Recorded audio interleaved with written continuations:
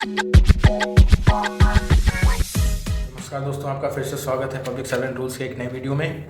आज ये वीडियो है fundamental rules and supplementary rules का पार्ट 2, जिसमें आज हम लोग बात करेंगे chapter number 2 of fundamental rules, जिसमें हम देखेंगे वेरियस डिफिनेशंस। जितने भी डिफिनेशंस FRSR में यूज़ होती हैं वो सारे वर्ड्स के डिफिनेशंस हम इसमें देखेंगे। आपकी जानकारी के लिए बता दें कि FRSR में फंडामेंटल रूल्स के 13 चैप्टर्स हैं। तो हमने फर्स्ट चैप्टर पिछले वीडियो में कंप्लीट कर लिया था, जिसमें FR1 से लेकर 8 तक रूल्स थे। आज हम सेकंड चैप्टर देख रहे हैं, जिसमें हम डिफिनेशंस वर्ड के जो भी डिफिनेशंस हैं उसके बारे में जानेंगे। ये वो वर्ड्स हैं जो आप हर जगह हर दिन CCS रूल्स में, GFR में या मतलब अगर आप गवर्नमेंट सर्वेंट है तो आपको कभी ना कभी इनमें से कुछ ना कुछ शब्द आपको सुनने को मिलेगा ही। तो अब इस वीडियो के बाद आप समझ पाएंगे कि आखिर उस वर्ड का मतलब होता क्या है। ठीक है, तो बिना किसी देरी से हम लोग शुरू करते हैं। शुरू करने से पहले रिक्वेस्ट करता हूँ, प्यार बनाए रखें, वीडियो सब्सक्राइब करें, लाइक करें, शेयर करें, इट्स वेरी इंपॉर्टेंट। और कोई भी किसी भी तरीके की अगर गलती हो रही हो तो प्लीज़ मुझे कमेंट डाउन में ज़रूर बताएं। ठीक है, तो मैं आज रेडी हूँ अपने FRSR को लेकर। ये मोटी सी जो बाइबल है या जो भी आप समझ लें इसे, ये हमारे लिए तो फिलहाल बाइबल की तरह ही काम कर रही है। तो शुरू करते हैं चैप्टर नंबर 2, जिसका पहला FR है FR9। बहुत ही इंपॉर्टेंट रूल है। जो FR9 है वो FRSR का समझिए कि बहुत ही ज़रूरी एक कड़ी है। अब FR9 क्या बताता है कि जो भी टर्म्स वगैरह है वो अब हम लोग नीचे इसके बारे में बात करेंगे। तो FR9 में के अंदर अब रूल्स शुरू होते हैं 1, 1A, 2 ऐसे करके रूल्स शुरू होते जाएंगे। तो याद रखिएगा, आज हम लोग कोशिश करेंगे ज़्यादा से ज़्यादा FR9 के टर्म्स हम लोग पूरा करें। तो FR9 का जो क्लॉज 1 है वो बताता है एक्ट वर्ड का मतलब। एक्ट का मतलब होता है एज पर FR, एक्ट का मतलब होता है गवर्नमेंट ऑफ इंडिया एक्ट।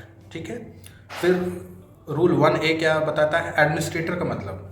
तो मैंने आपको ऑलरेडी GFR के समय में बता दिया था कि जैसे स्टेट्स में चीफ मिनिस्टर होते हैं, ठीक है, DM होते हैं, इस तरीके से होते हैं। तो जो यूनियन टेरिटरी होते हैं उसमें जहाँ पर चीफ मिनिस्टर्स नहीं होते वहाँ पे एडमिनिस्ट्रेटर्स होते हैं।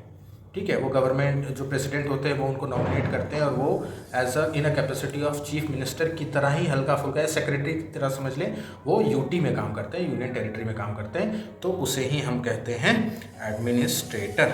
ठीक है, इनका अपॉइंटमेंट आर्टिकल 239 के तहत, कॉन्स्टिट्यूशन के आर्टिकल 239 के तहत प्रेसिडेंट के द्वारा किया जाता है।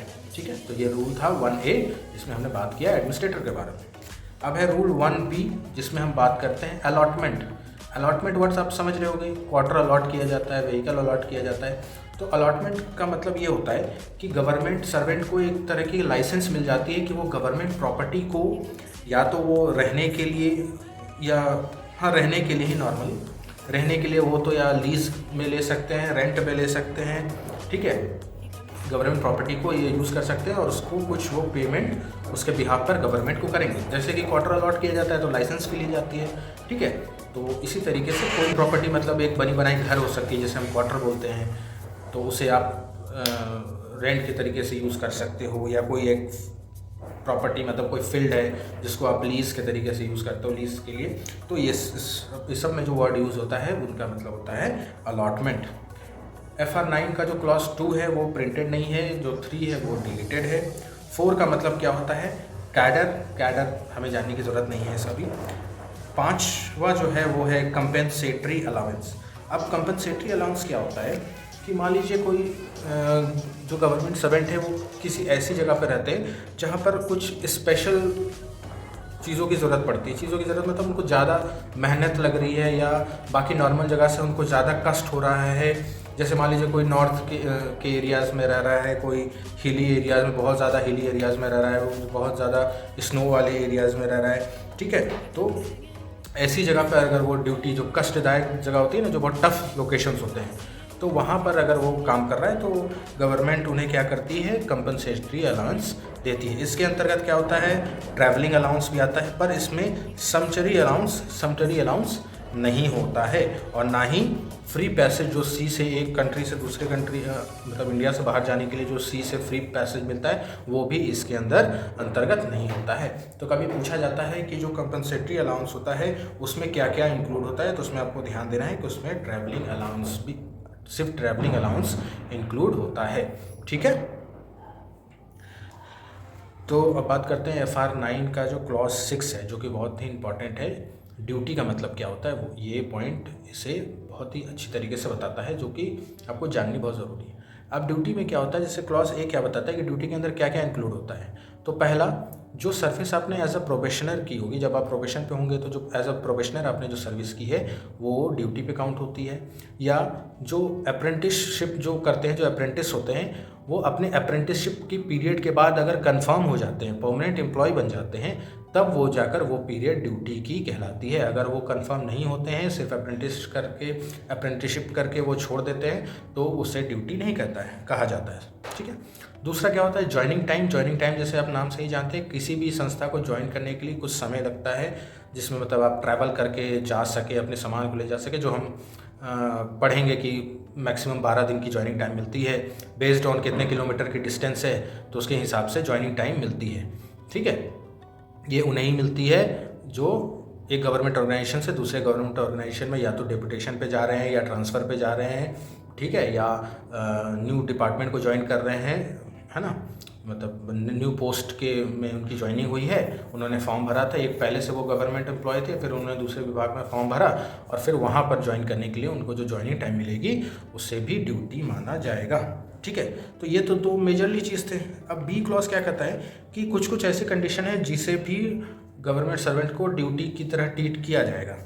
ठीक है, तो पहला जैसे क्या है कि मान लीजिए अगर कोई ट्रेनिंग चल रही है इंडिया में, उनकी ट्रेनिंग हो रही है तो उसे भी ड्यूटी कहा जाएगा।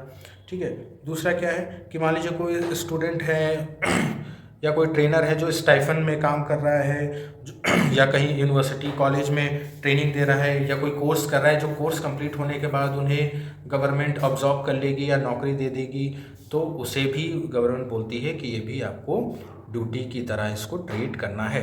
अब मैंने बताया था पिछले वीडियो में कि हर रूल्स में कुछ गवर्नमेंट ऑफ इंडिया के एडिशनल ऑर्डर्स आते हैं, तो इसमें भी ऑर्डर्स आए। ऑर्डर्स तो ऐसे बहुत आए हैं, पर इसमें जैसे पहला ऑर्डर क्या है कि अगर कोई किसी भी तरीके का डिपार्टमेंटल एग्जामिनेशन होता है जिसमें उनका प्रमोशन हो रहा हो, या कोई कॉम्पिटिटिव एग्जामिनेशन है जो कि जाना ज़रूरी है, या कोई हिंदी एग्जामिनेशन है, तो इन सब में भी अगर वो जाते हैं तो इन्हें भी ड्यूटी ट्रीट किया जाएगा।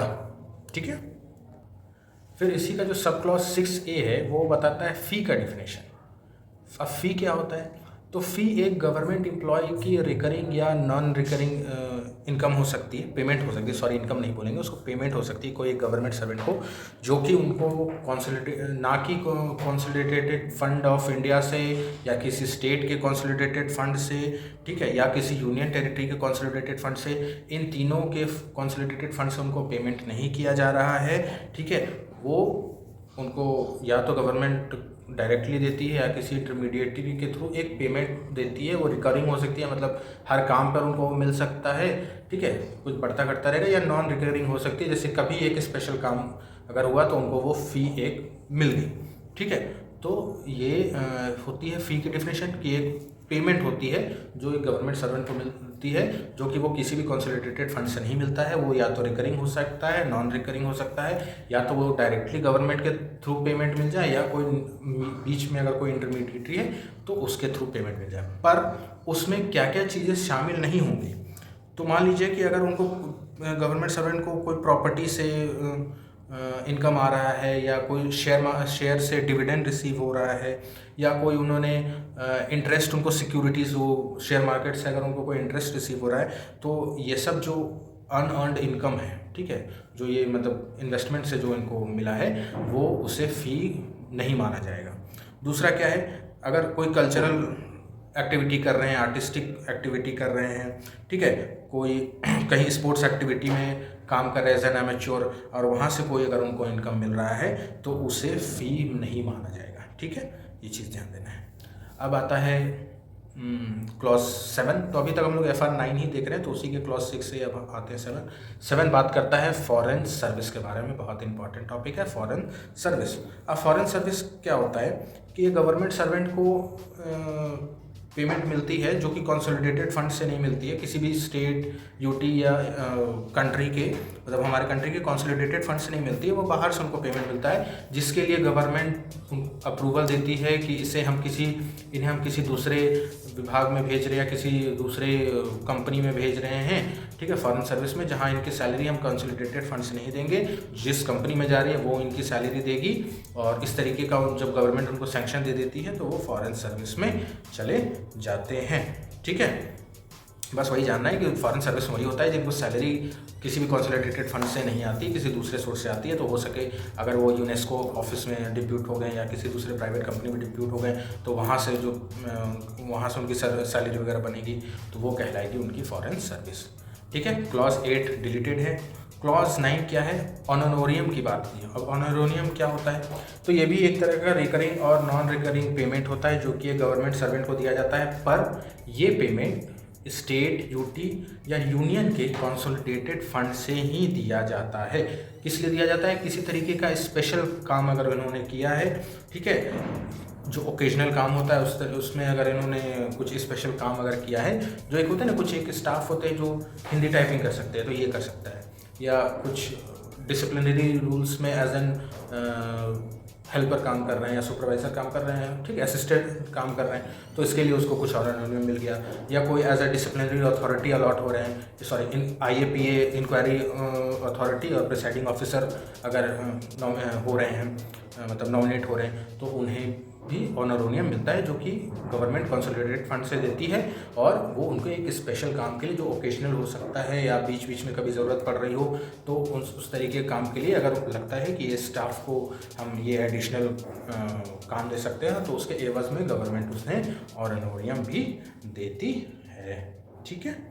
फिर आता है 10th रूल जो कहता है जॉइनिंग टाइम के बारे में। तो मैंने पहले ही बता दिया था जॉइनिंग टाइम क्या होता है। जब एक गवर्नमेंट सर्वेंट को एक पोस्ट से दूसरे स्टेशन में या दूसरे पोस्ट को ज्वाइन करने के लिए जो टाइम दिया जाता है, जिसके दौरान वो एक स्टेशन से दूसरे स्टेशन तक पहुंचकर ड्यूटी ज्वाइन कर सके या दूसरे पोस्ट को ज्वाइन कर सकते हैं, तो उसे हम लोग कहते हैं जॉइनिंग टाइम।